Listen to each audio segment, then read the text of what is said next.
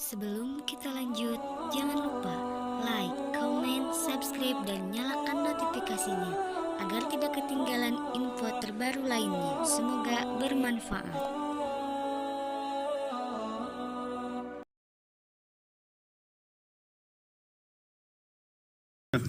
Iya, baik. Kembali dulu Pak, nasihat Yesusnya apa? Jadi jangan Anda kemudian menghakimi tanpa Anda mendudukkan nasihat Yesus. Karena Yesus itu pengikutnya nggak ada Kristen. Pengikutnya bukan Kristen.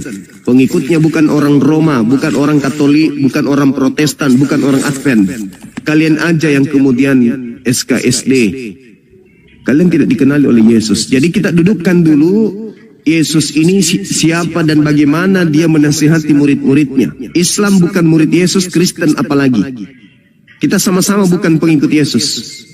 Tapi di antara Islam dan Kristen, Kristenlah yang kemudian nyambar-nyambar sebagai pengikut. Mari saya buktikan kepada saudara sederhana. Matius 7:15, waspadalah kepada nabi palsu yang datang kepada kamu. Ini nasihat Yesus kepada murid-muridnya. Saya ingin kejujuran saudara dulu. Kamu di situ siapa? Murid-murid Yesus. Nabi palsunya datang kepada siapa? Nabi palsu datang kepada murid-murid. Itu tahun berapa? Angkatan berapa? Abad berapa? Tidak dicatat tahun berapa. Ya, menurut saudara secara logika murid Yesus hidup abad keberapa? Masih di abad pertama. Abad pertama. Berarti Nabi palsunya abad pertama. Jangan katakan itu Nabi palsu di abad pertama. Karena Anda mengarah ke Paulus. Jadi inilah sakitnya, inilah penyakitnya Kristen. Ini kan tidak juga disebutkan kalau nama Paulus adalah Nabi palsu. Memang nggak disebutkan. Paulus juga tidak menyebutkan itu. Anda melihat ciri-ciri Nabi palsu. Bukan. Saya kembalikan kepada saudara. Murid Yesus yang mendapatkan nasihat hidup di abad pertama. Nabi palsunya hidup di abad pertama. Pertanyaan saya kepada saudara. Siapa orang Farisi yang nyeberangi lautan, menjelajahi daratan, mentobatkan orang non-Yahudi dan menjadikan pengikutnya sebagai orang neraka? Itu siapa? Paulus itu mengajar keluar, bukan menjadikan orang jadi orang neraka. Kan Nabi palsu juga. Yesus. Saudara, saya tidak menyebut Paulus. Pada akhir zaman akan muncul Nabi palsu. Saya tidak menyebut Paulus. Saya tidak menyebut Paulus. Saya tidak menyebut. Saya hanya mengatakan siapa yang datang kepada murid Yesus yang mengaku membawa nama Yesus dan mengatakan Yesus itu Kristus. Setelah dia mengaku bertemu dengan Kristus di padang gurun, itu siapa? Ya Paulus yang ketemu. Paulus. Tapi berdasarkan perintah Yesus untuk ketemu muridnya. Nah ini dari mana Anda mengatakan itu perintah Yesus? Itu dikisah para rasul tadi. Nah justru Yesus terimalah mengatakan dia. Kan ketemu Ananias. Terimalah dia. Yesus mengatakan kepada muridnya, waspadalah kepada penyesat yang datang kepadamu, memakai namaku dan berkata akulah Kristus. Jadi apabila ada orang berkata ada Kristus di sini, ada Kristus di sana, perintah Yesusnya apa? Percaya atau jangan percaya? Bang Suma, Yesus mempertemukan bukan Paulus yang datang, tapi Yesus bawa ketemu Ananias. Kemudian mereka takut karena dia penganiaya. Tapi apa yang dikatakan Yesus? Terimalah dia karena orang ini akan kupakai. Jadi kalau itu kata-kata Yesus untuk murid-muridnya, bukan Paulus yang menawarkan diri, aku bergabung dengan kamu. Saudara, sekali lagi coba perhatikan tulisan di Kisah Rasul bagaimana riwayat Paulus menjadi murid Yesus. Sekarang begini, ketika Yesus mengatakan kepada muridnya, jadi apabila ada orang berkata ada Kristus di sini, ada Kristus di sana, jangan kamu percaya. Nasihat ini apakah termasuk untuk Paulus agar hati-hati atau tidak? Paulus tidak mengajarkan Yesus di sana sini, enggak. Jadi yang ditemui di Damsyik siapa? Lah kalau itu memang Yesus ketemu dia. Nah justru itu yang harus muridnya harus hati-hati. Loh, jangan salah kita mencocokkan seakan Paulus yang dibuat. Lalu siapa yang datang kepada murid Yesus? Ini, ya, akhir zaman. Kok akhir Banyak zaman? orang bernubuat dalam nama Yesus. Nggak ada akhir zaman dicerita di situ, nggak ada. Coba Yesus ayatnya yang lain. Sabar dulu. Yesus menasihati muridnya. Jadi apabila ada orang berkata ada Mesias di sana, ada Mesias di situ, jangan kamu percaya. Kamu di situ siapa? Iya, murid-murid Yesus. Nah, berarti murid-murid Yesus akan mendapati orang yang mengaku bertemu dengan Mesias di padang gurun. Nah, pertanyaannya, itu harus tergenapi atau tidak? Di mana itu digenapi? Lah, kalau tidak digenapi berarti Yesus berbohong. Kan saat ini juga banyak orang yang bernubuat, menyembuhkan dan lain-lain itu juga pakai nama Yesus. Ya itu kan buah dari nabi palsu yang tadi. Itu buahnya. Itu Tapi buah dari Paulus nabi ini palsu yang tadi. tidak Paulus tidak menunjukkan ciri-ciri yang dinubuatkan oleh Yesus itu. Bagaimana tidak, saudara? Dia yang datang kepada murid Yesus mengaku bertemu dengan gurunya mereka di padang gurun. Kalau hanya kata padang gurun yang Anda ambil untuk menyatakan bahwa Pauluslah itu di padang gurun, ya, kan banyak orang yang mengaku pengikut Kristus, tetapi yang mereka ajarkan Injil lain, tidak meriwayatkan Yesus lahir, mati dan bangkit. Tapi Paulus menceritakan bahwa memang benar Yesus pernah lahir, mati dan bangkit. Nah, kalau ajaran lain yang selain mati dan bangkit itulah kepalsuan. Tidak itu ada di ajaran itu. kalian itu. Enggak ada ciri-ciri itu disebutkan, saudara. Jangan Anda bikin standar Coba beda. kalau dengan Anda Yesus. baca tulisan Rasul Silakan. Paulus dan semuanya Paulus. menjelaskan tentang Ya.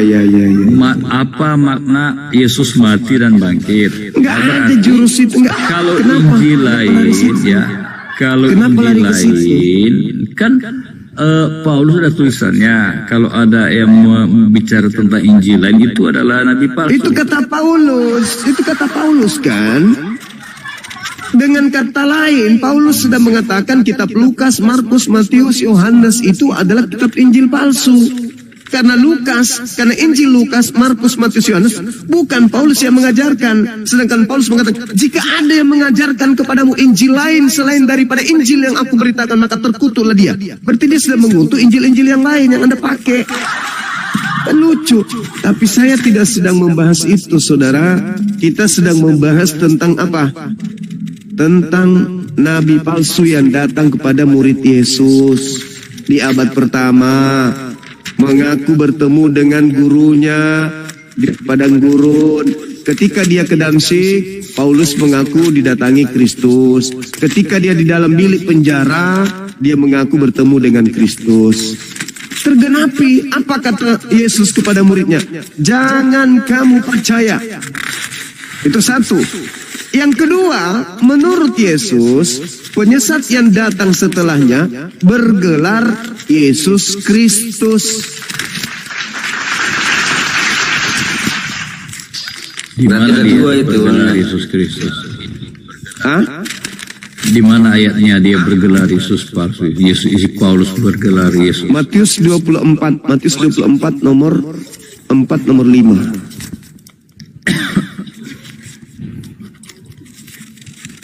Tetot. Berarti ada dua Kristus itu.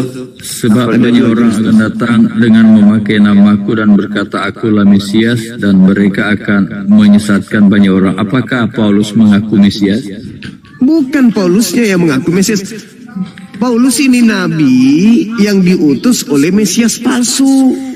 Itu maksudnya.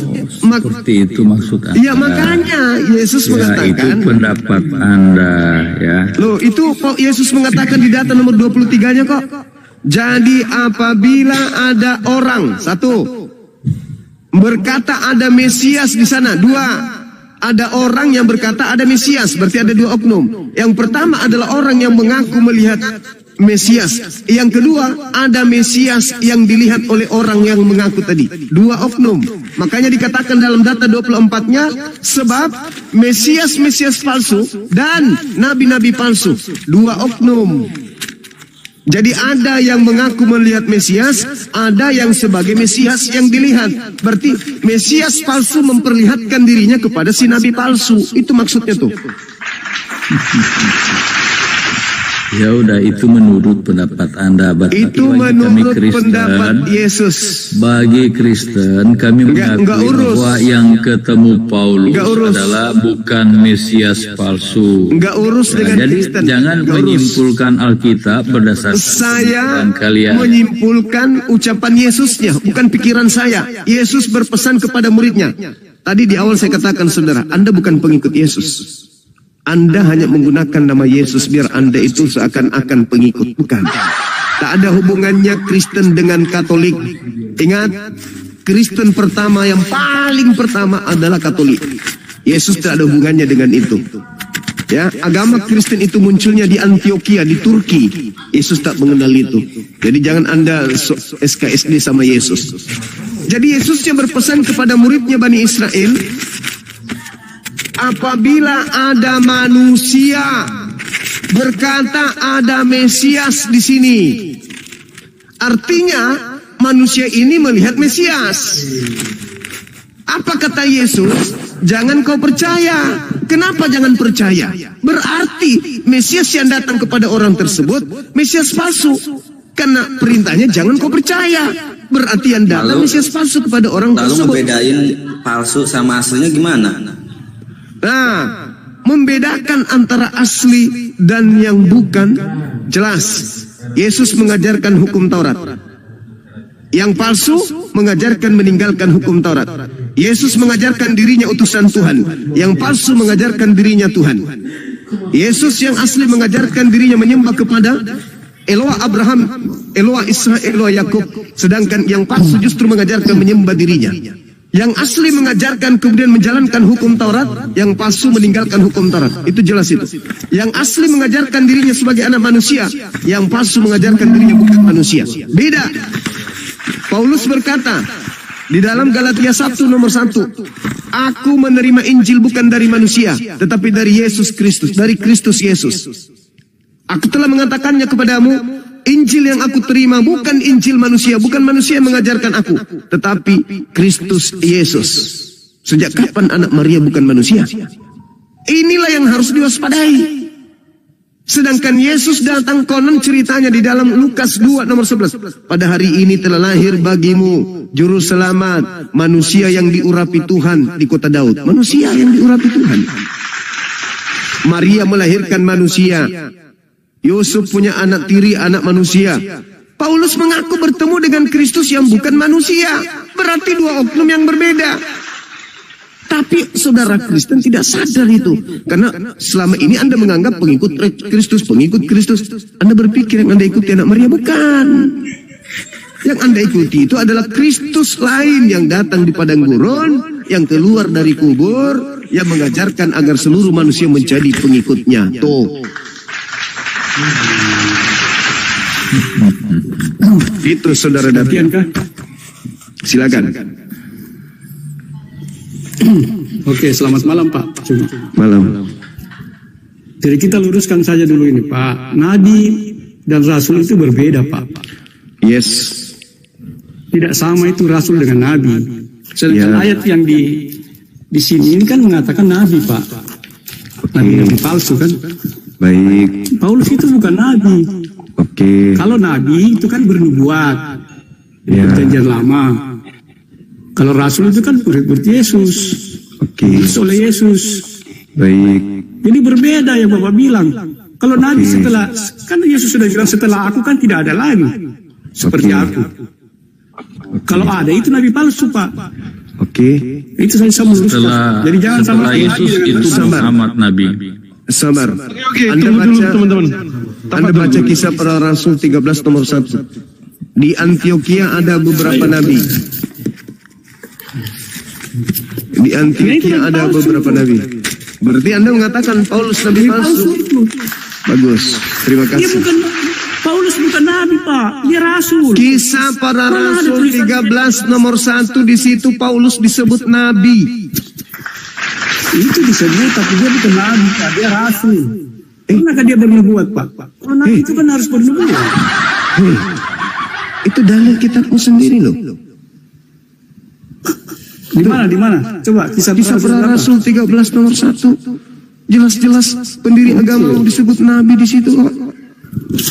Nah, inilah 13 ayat 1 ya. Percaya saja, tidak pernah belajar Bible tuh.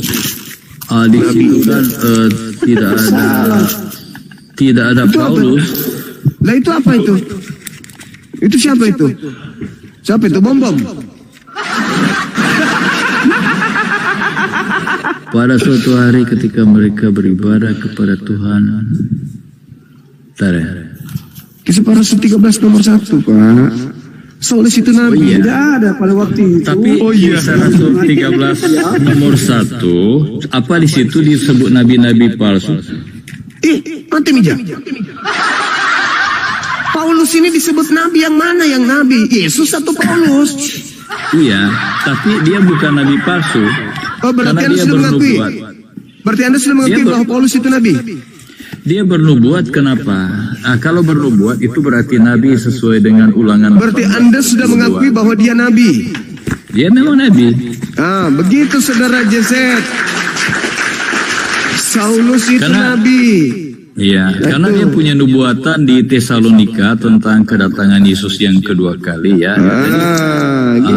Syarat seorang nabi ya, syarat seorang nabi Ulangan 18 ayat 22. Tapi kan tidak pernah disebutkan bahwa dia nabi. Iya, memang tidak. Tapi ini ada, dia bisa dibilang nabi. Kenapa? Ya. Iya, Rasul juga Nabi. Coba saya baca Ulangan 18 ayat 22. Apabila seorang Nabi berkata demi nama Tuhan dan perkataannya tidak terjadi dan tidak sampai, maka itu perkataan yang tidak difirmankan Tuhan. Dengan terlalu berani Nabi itu mengatakannya, jangan gentar padanya. Apabila di tengah-tengah muncul seorang nabi atau pemimpi dan dia memberitahukan kepadamu suatu tanda dan mujizat. Jadi Paulus itu bisa dibilang nabi karena apa? Dia juga bisa berbuat mujizat ya, menyembuhkan orang. Dan dia bernubuat tentang kedatangan Yesus yang kedua kali. Tapi kalau Paulus dia katakan nabi palsu, ya terserah Pak Suma ya. Kalau Suma mengatakan dia nabi palsu, itu versi Suma. Tapi kita Kristen kan tidak menganggap Paulus sebagai nabi palsu. Karena Anda pengikutnya gitu. Kami pengikut Kristus karena jasa Paulus. Begitu, sekali lagi tepuk tangan. Jadi dengarkan teman-teman. Kami pengikut Kristus karena jasa Paulus. Berarti memang betul yang ditemui Paulus itu adalah Kristus palsu. Gitu. Itu salah. Kok salah? Apanya yang salah? Memang sekarang, itu Islam tidak boleh membenarkan itu. Kalau Islam membenarkan itu, sekarang begini. Dan semua itu berarti sekarang begini, saudara. Kalau kamu tidak mau terima. Maria melahirkan manusia atau bukan manusia? Kalau kamu tidak percaya dengan Alkitab itu betul, Pak. Karena kamu Islam. Maria melahirkan manusia atau bukan manusia? Mulai ngaco, mulai bicara sendiri. Yang dilahirkan Maria ya manusia. Yang datang kepada Paulus manusia atau bukan manusia?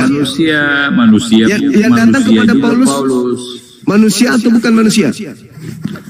Yang datang kepada Paulus ya, kalau Yesus sudah naik ke surga kemudian berbicara pada Paulus, berarti dia sudah kembali pada posisinya semula sebagai Tuhan.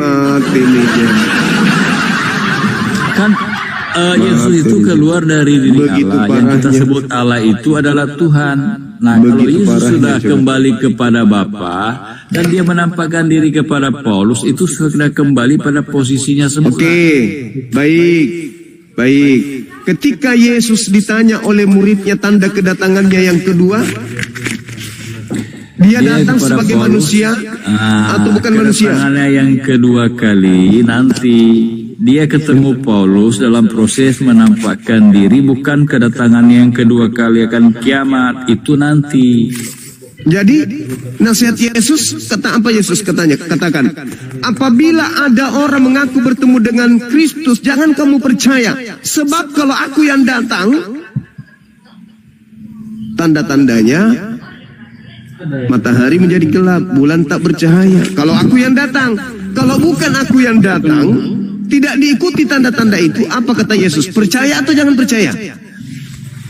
Kan ada saksinya yang lihat. Suma.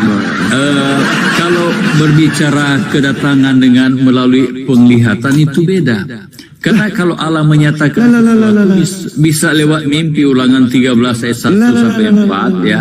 Kalau Allah itu menyatakan sesuatu bisa lewat mimpi.